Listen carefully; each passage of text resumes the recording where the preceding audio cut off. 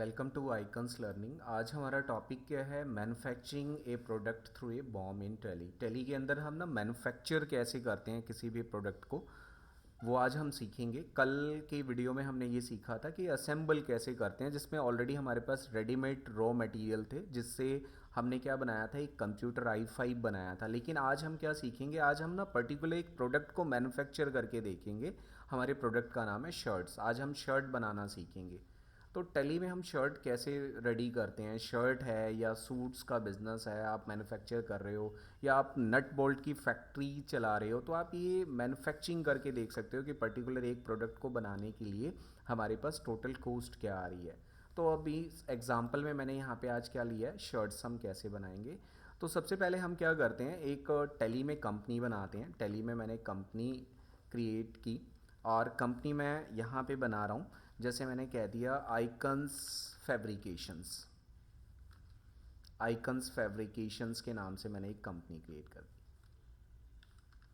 ठीक है। और यहाँ पे एड्रेस मैंने डाल दिया model town Rohtak, model town, then state Haryana, और यहाँ पे आपने पिन कोड मेंशन किया। कंट्रोल ए करके डायरेक्ट सेव कर देते हैं। मीन्स हमने एक डायरेक्टली एक नई टैली में कंपनी बनानी है। कंपनी बनने के बाद आप देखोगे कंपनी क्रिएटेड सक्सेसफुली। यहाँ पे स्पेशल हमने कोई फीचर एक्टिव नहीं करनी। यहाँ पे हम क्या करेंगे, जस्ट इन्वेंट्री ऑप्शंस को एक्टिव रखेंगे, क्योंकि ये इन्वेंट्री बेस्ड फीचर है, तो हमने ये फीचर ऑन रखना है। और जीएसटी टैक्सेशन हम अभी डिसएक्टिवेट रखते हैं। नेक्स्ट आगे सीखेंगे हम इसे। ऑनलाइन एक्सेस को भी हमने डिसएक्टिवेट कर दिया। देन कंट्रोल ए करके डायरेक्ट सेव कर देते हैं। अब हमें करना क्या है, अकॉर्डिंग टू एग्जाम्पल आज हम शर्ट मैन्युफैक्चरिंग करने जा रहे हैं। तो यहाँ प्रोसेस है, वन बाय वन हम इस प्रोसेस को फॉलो करते हैं। फर्स्ट ऑफ ऑल आप क्रिएट में जाओगे और हम ये देखेंगे कि हमारा बिजनेस किस चीज़ का है। हमारा बिजनेस किस चीज़ का है, क्लोथ्स मैन्युफैक्चरिंग का। तो हमने स्टॉक ग्रुप में डिफाइन कर दिया कि भाई हम ना क्लोथ्स बना रहे हैं, क्लोथ्स मैन्युफैक्चरिंग कर रहे हैं, क्लोथ्स मैन्युफैक्चरिंग बिजनेस है हमारा। अंडर प्राइमरी आपने मेंशन करना है, शुड क्वांटिटीज ऑफ आइटम भी एडिड, इस ऑप्शन को आपने यस रखना है, ग्रुप के साथ ही ऐड हो जाएगा। देन आफ्टर उसके बाद आपने क्या बनाना है, स्टॉक कैटेगरी, कि भाई आप कैटेगरी में क्या डालोगे।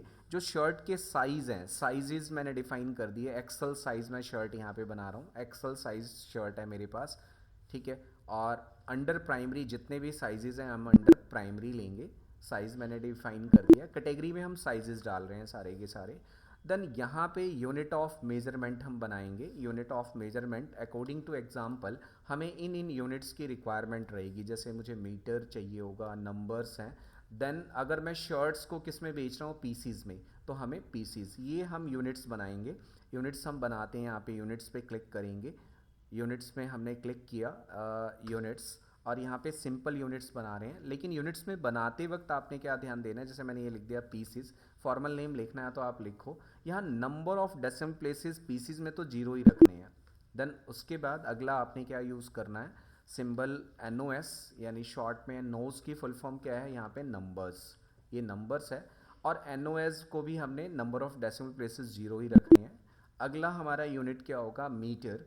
यहाँ मीटर और शॉर्ट में मीटर, मैंने MTR लिखा है, मीटर फॉर्मल नेम। लेकिन नंबर ऑफ डेसिमल प्लेसेस यहाँ पे पुटअप करेंगे, मैंने 3 डाल दिया। जैसे होता है ना कि 1 मीटर, 50 सेंटीमीटर, 100 सेंटीमीटर, तो यहाँ पे हमें नंबर ऑफ डेसिमल प्लेसेस की रिक्वायरमेंट रहेगी। हमने ये तीनों यूनिट बना लिए अकॉर्डिंग टू एग्जाम्पल, कि आज हम शर्ट बना रहे हैं और रॉ मटेरियल हमारे ये हैं जिनमें यूनिट्स हमने ये यूज़ करनी है। आफ्टर दैट अगला हमने क्या करना है, जस्ट गोडाउंस रिक्वायर्ड है हमें, तो हम गोडाउंस भी बना लेते हैं। गोडाउंस कौन कौन से गोडाउंस की रिक्वायरमेंट होगी, अगर हम अपना मटेरियल बना रहे हैं तो रॉ मटेरियल गोडाउन में रॉ मटेरियल को स्टोर करके रखेंगे। जहाँ पे हम सिलाई कर रहेंगे इस शर्ट की, तो उसे हमने स्टिचिंग प्लेस डिफाइन किया हुआ है। और माल बनने के बाद हम कहाँ पे रख रहे हैं, शोरूम के अंदर। तो तीनों के तीनों हम गोडाउंस फॉर्म में क्रिएट करेंगे। सबसे पहले आपने क्या बनाना है, जैसे हमने बना दिया raw material godown, raw material godown create कर दिया। Raw material godown under primary, उसका एड्रेस भी डाल सकते हो, एड्रेस में मैंने सिंपल रोहतक लिखा है। देन स्टिचिंग, हमने स्टिचिंग प्लेस डिफाइन करना है, स्टिचिंग प्लेस जहाँ पे मैं इस शर्ट को सिलूँगा, और ये भी मैंने रोहतक मेंशन कर दिया। और तीसरा हमारे पास कौन सा है, हमारे पास शोरूम है। क्या है, शोरूम। ये 3 मैंने डिफाइन कर दिया, और ये हमारा शोरूम जो है किला रोड पे है। ये मैंने मेंशन कर दिया, किला रोड रोहतक पे, ये मैंने मेंशन कर दिया, राइट।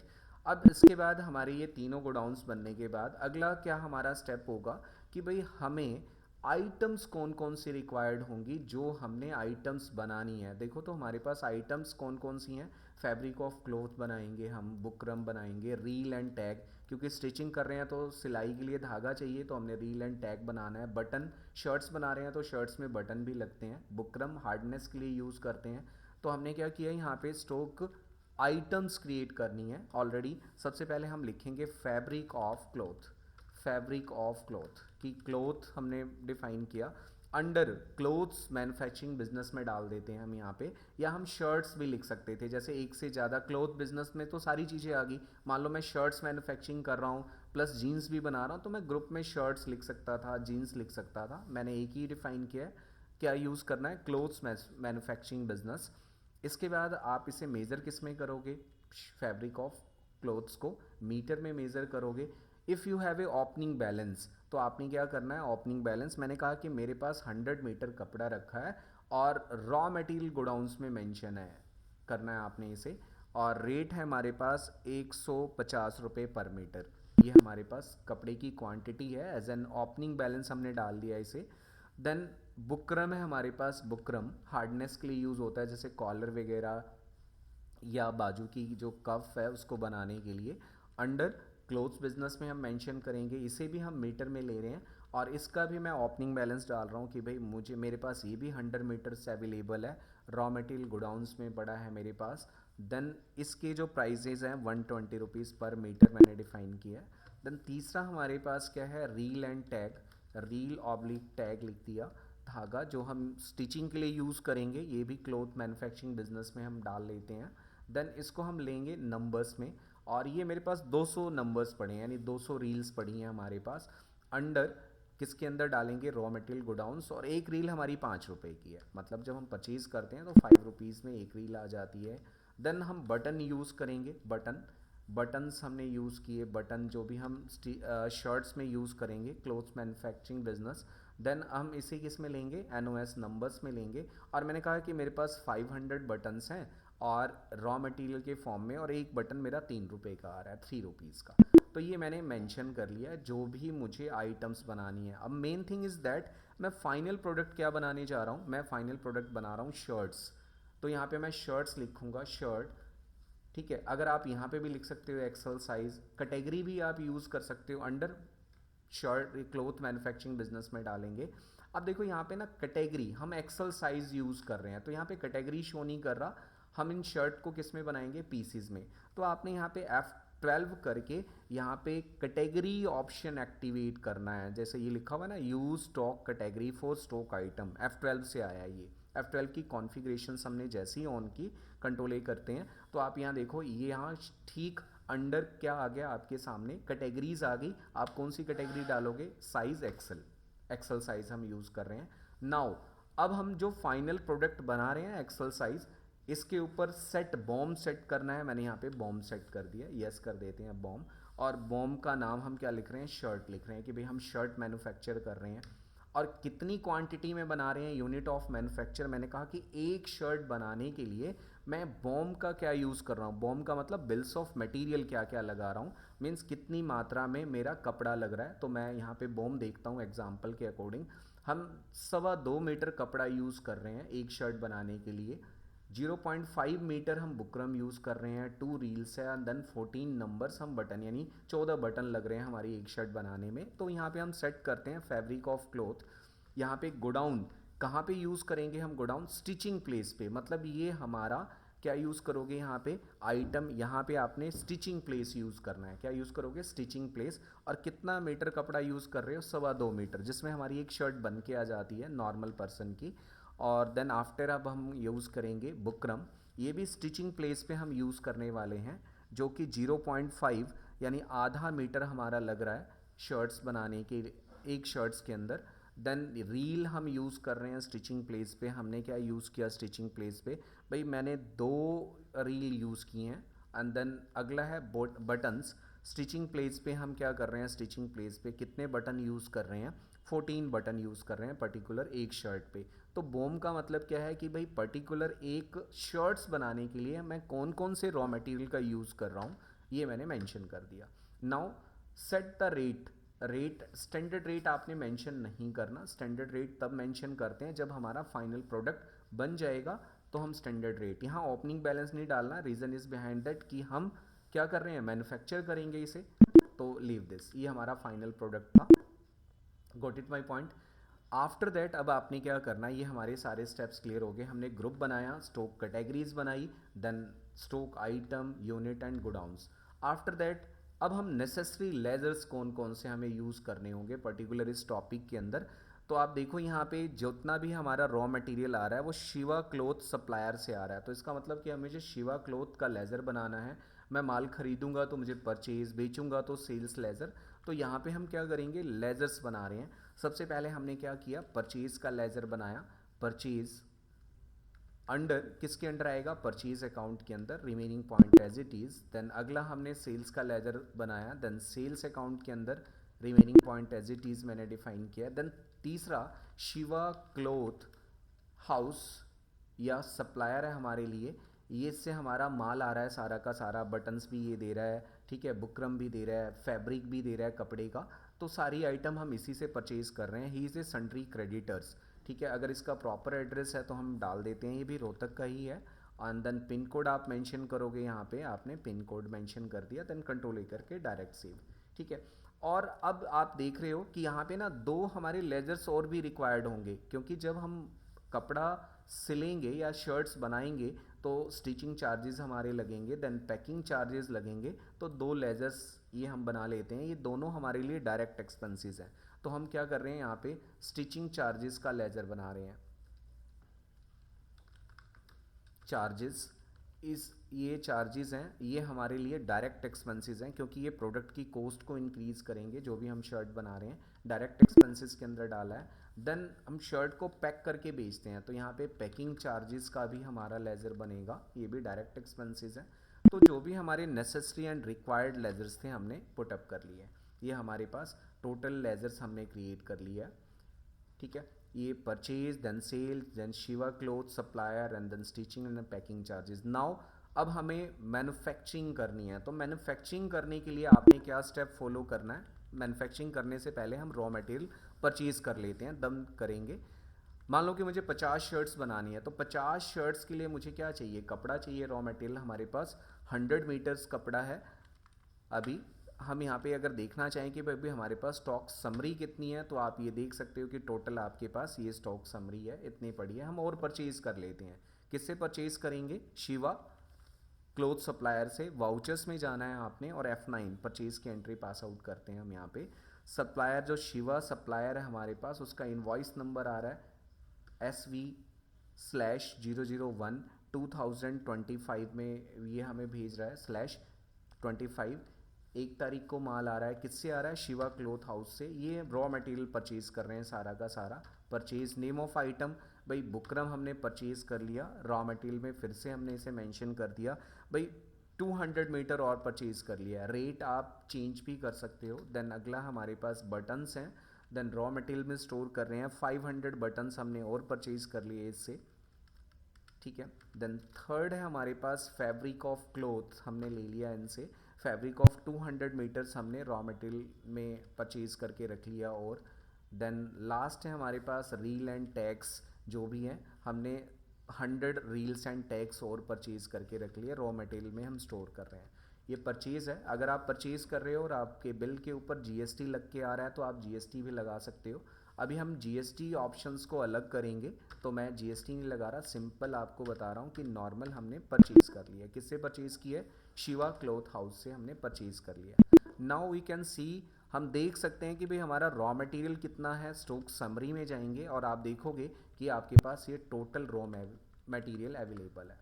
नाउ अब हम क्या करेंगे, इसके बाद हम अपने 50 शर्ट्स बनाना चाहते हैं। तो हमें क्या करना होगा, भाई जितनी भी शर्ट्स बनानी है, 50 शर्ट्स बनानी है, तो 50 शर्ट्स में कितना कपड़ा लगेगा उसकी कैलकुलेशन हमें देखनी है।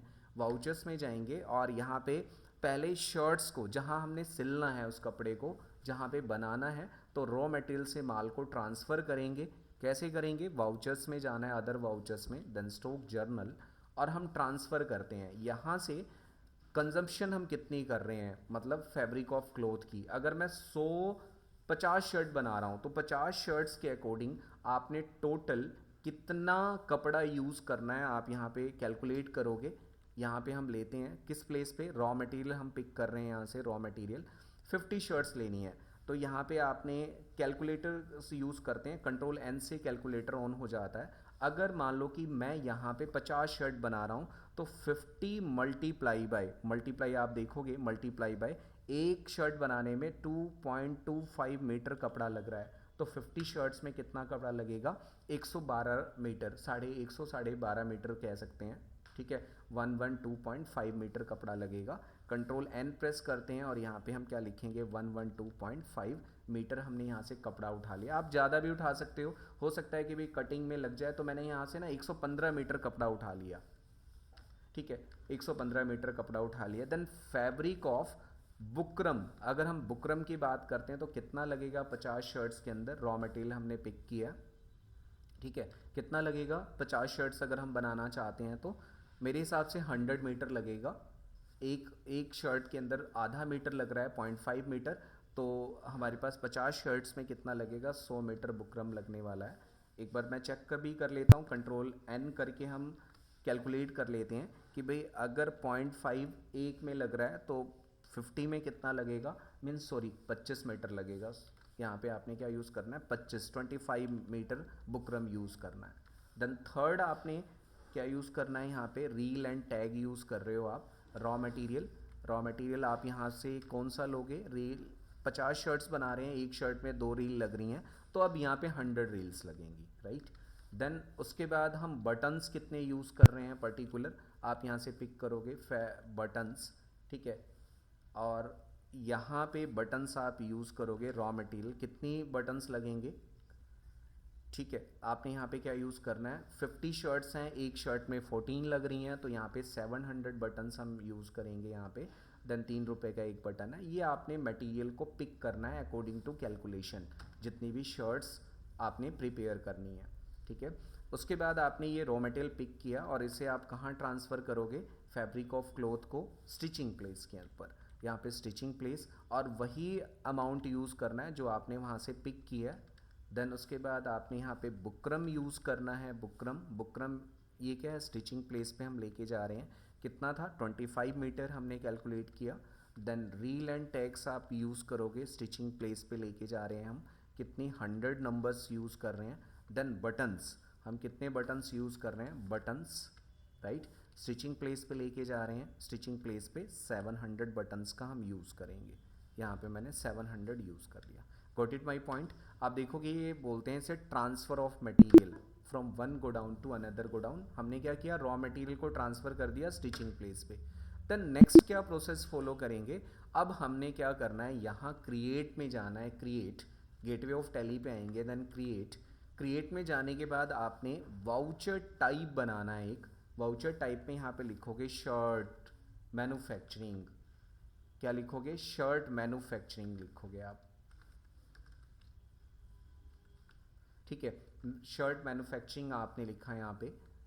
और यहाँ अंडर स्टॉक जर्नल के अंदर आपने लेना है, क्या लेना है, स्टॉक जर्नल, और यहाँ से स्टॉक जर्नल के अंदर यहाँ से ऑटोमेटिक लेना है आपने, ऑटोमेटिक ऑप्शन यूज़ कर दिया यहाँ पे, और ये ऑप्शन आ रहा है use as a manufacturing journal, आपने इस ऑप्शन को एक्टिव करना है, यानी अगर हम कोई चीज़ बना रहे हैं एक्टिव ही करेंगे यहाँ से।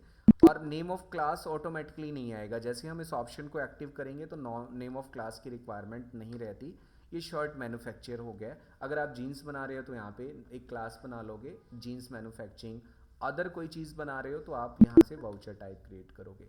देन आफ्टर नेक्स्ट स्टेप क्या है, आप फिर से वाउचर्स में जाओगे, देन वाउचर्स में गए और यहाँ पे आपने फिर से अगेन F10 प्रेस करना है अदर वाउचर्स के अंदर, और यहाँ पे हमने शर्ट मैन्युफैक्चरिंग वाले ऑप्शन को सिलेक्ट किया है।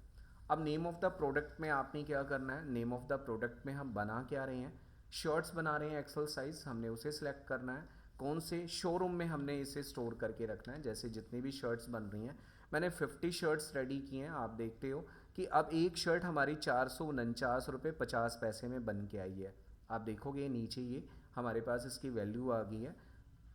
ये ऑलरेडी जो भी हमने रॉ मटेरियल कंज्यूम किया था उसके अकॉर्डिंग इसने ऑटोमेटिकली पिक कर लिया है। ये शर्ट्स हमने बनाई हैं। नेम ऑफ आइटम आपने शर्ट्स बनाई हैं, लिखा हुआ है cost of component, type of additional cost, मैंने एडिशनल कॉस्ट डाल दी है कि भाई मेरे स्टिचिंग चार्जेस, एक शर्ट को सिलने के लिए टेलर कितने लेता है, 200 रुपये ले रहा है, बल्क में सिल रहा है, तो यहाँ पे हम डायरेक्टली वैल्यू डाल देंगे। परसेंटेज ले रहा है तो परसेंटेज में।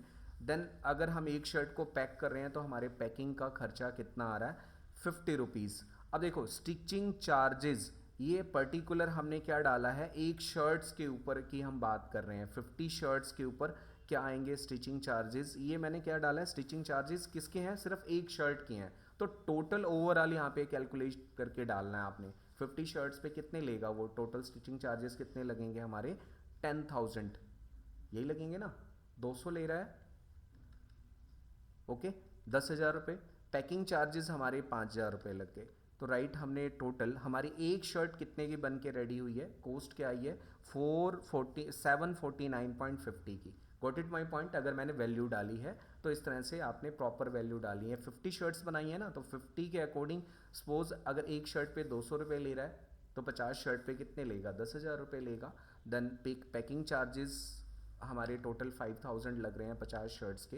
तो आप देखोगे यहाँ पे आपके पास कॉस्ट आ गई है पर यूनिट कॉस्ट 749.50। अगला वही सेम स्टेप है जो हमने लास्ट असेंबलिंग प्रोसेस में किया था। देन उसके बाद हमने कहाँ जाना है, अगेन गेटवे ऑफ टैली पे जाना है। देन अल्टर करेंगे अब इस टाइम, और जो हमारा फाइनल प्रोडक्ट बना था वो आइटम सेलेक्ट करेंगे। फाइनल प्रोडक्ट शर्ट्स बनी थी। अब हमने यहाँ पे क्या करना है, जस्ट यहाँ पे आप अल्टर स्टैंडर्ड रेट को एक्टिव करोगे और जो भी आपकी कॉस्ट आई है और आपने यहाँ पे मेंशन करना है 749.50 is your cost. Standard selling price आप एक शर्ट ये बेचोगे कितने की, 1 अप्रैल से मैं एप्लीकेबल कर रहा हूँ कि भाई मैं 1 अप्रैल से इसे कितने की बेचूंगा, 1,000 रुपये की, और अगले 1 मई से ना मैं इसे बेचूंगा 1100-1200 रुपये की। तो हम इस तरह से ना सेलिंग रेट सेट कर सकते हैं, और 1 जून से मैं इसको 1,500 रुपये की बेचूंगा। तो इस टाइप से हम यहाँ पे क्या कर सकते हैं, standard selling price prior set करके रख सकते हैं, लाइक दैट। ये मैंने प्रायर सेट कर दिया। इसका बेनिफिट क्या होगा कि कल को जब हम अपने इस प्रोडक्ट को सेल करेंगे तो ऑटोमेटिकली रेट पिक कर लेगा, हमें रेट भी लर्न करने की रिक्वायरमेंट नहीं है। अगर मुझे सेल करना है तो मैं कहाँ जाऊँगा, F8 के अंदर सेल्स करना है। अगर मैं इस शर्ट्स को कैश के थ्रू बेच रहा हूँ तो यहाँ पे कैश सेलेक्ट कर लेंगे। सेल्स का लेजर मैंने ऑलरेडी बना रखा है यहाँ पे। देन नेम ऑफ आइटम में मैं क्या बेच रहा हूँ, यहाँ पे शर्ट्स।